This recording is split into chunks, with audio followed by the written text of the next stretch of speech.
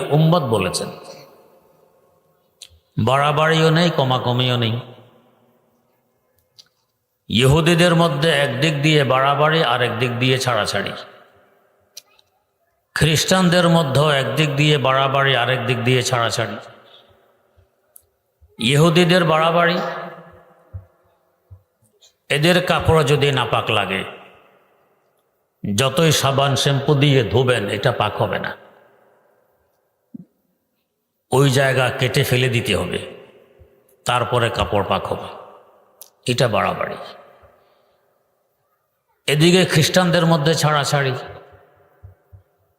এদের দৃষ্টিতে পায়খানা বলুন, প্রস্রাব বলুন, এমনকি ধাতু বলুন, এগুলো নাপাক নয়, এগুলোও পাক। যদ্দরুন পায়খানা প্রস্রাবের কর ডিলাকুলুবের তো প্রশ্নই নেই, ভালো করে আবদ